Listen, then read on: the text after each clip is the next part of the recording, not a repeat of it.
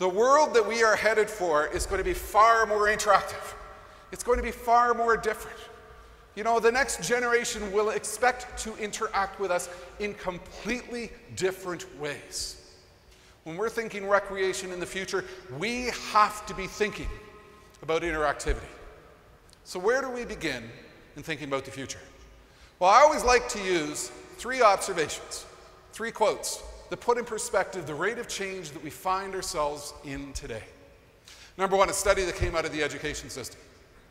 It concluded that our world is changing so fast today that they figure 65% of the kids who are in preschool today will work in jobs or careers that do not yet exist.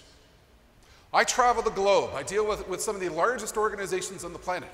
I deal with countless numbers of associations.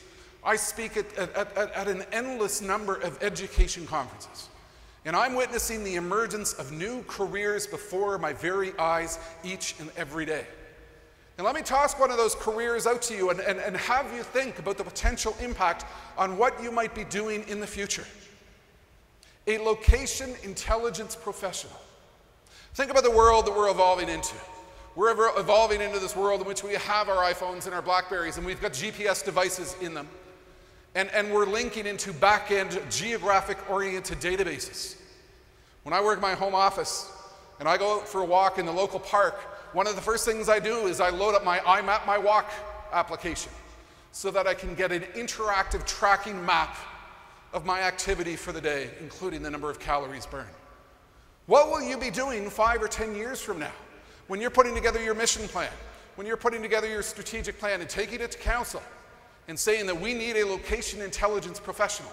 Because that's the type of skill that we are going to use to build the applications which are going to bring in the youth to provide them the interactivity that they will need to get up off the couch and get outdoors and participate in our parks. The rapid emergence of new careers is happening before our very eyes.